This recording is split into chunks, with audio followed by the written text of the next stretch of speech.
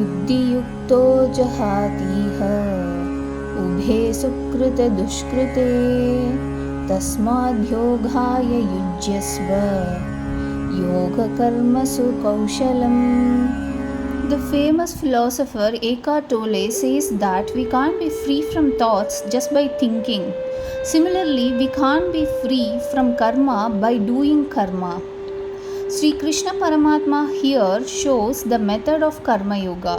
When we are doing any actions with selfish motives, we are always bound by anxiety, fear, frustration, and second guessing ourselves. When the action is guided from the inner wisdom, we are free from the effect of such actions and the consequences. An interviewer once asked Deepak Chopra, "You talk so much about law of attraction and manifestation. Is it really true?" He replied, "Beware of what you want, because it's coming to you no matter what. Such is the intensity of cause and effect in this universe. When we have selfish desires, it gets manifested usually at the wrong place or wrong time, or even if it gets manifested, it doesn't give the experiences we wanted the desire in the first place. When our intents are pure as per our divine will, the manifestations are quicker, easier, effortless, and elevates our path to divinity. Those who can master the mind only could attain self-liberation." Paramahamsa Yogananda says that God has not put humans on this earth to go through misery and life and death loop. God wants each one of His sparks, which is us, to realize the true potential and be free. A seed doesn't ask, "Why do I need to go through this tough process to become a tree? Why I am not born as a tree in the first place?"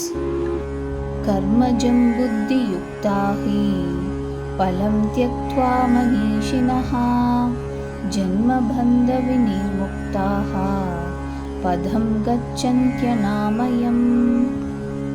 Just as a seed has to go through the stages of sprouting to full growth, we also need to nurture our inner self carefully. But once the tree is completely grown, it cannot be affected even by a storm. Similarly, once we become advanced in our spiritual progress, we will be no longer viable to the worldly happenings. Nothing can distract us. Yadha te moha kalilam बुद्धिर्व्यतितरिष्यति तदा गन्तासि निर्वेदं श्रोतव्यस्य श्रुतस्य च. Sri Krishna Paramatma says that unless we cross the delusions of the material world and the ego mind, we can't establish our consciousness in stillness to perform the karma yoga.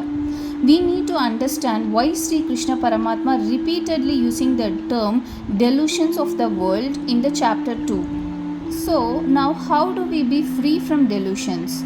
If we want to be free from it, first we must acknowledge that we are deluded by some things to some degree.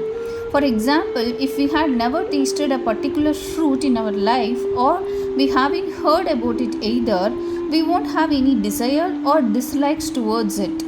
Sri Krishna Paramatma says that a man develops obsession over the things that he keeps hearing about.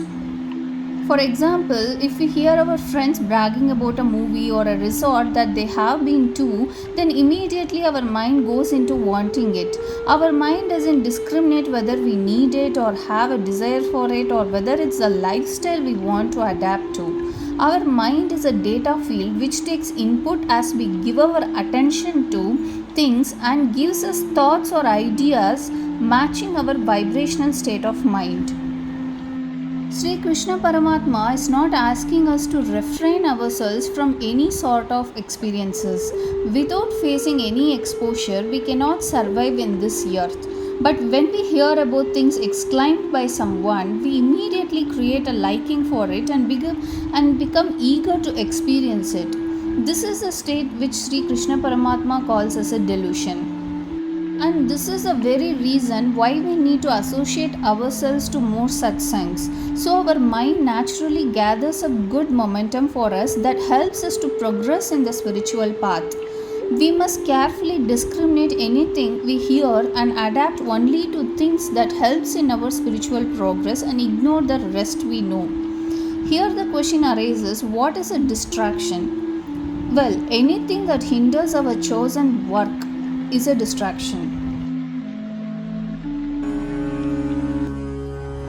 Sruti vipratipannaathe yadha stasyati nischala samadhavachala buddhi stadha yogamavapsyasi.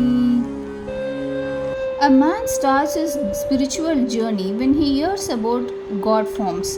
Then he grows interest to know more about God. So he reads scriptures. Then he develops curiosity to know the various contradicting paths to attain divinity. Finally, he starts to seek the truth within himself, the true form of God. Once a seeker slowly finds his own inner space, all the scriptures and knowledge he gained so far lose its significance. Only his inner self is his power. That seeker don't consider himself as a scholar or a wizard or a magician or even a master of yoga. He minds his business as guided by the divine. So said by Sri Krishna Paramatma. Rama Rama Rama Hare Hare, Hare Krishna Krishna Krishna Hare Hare.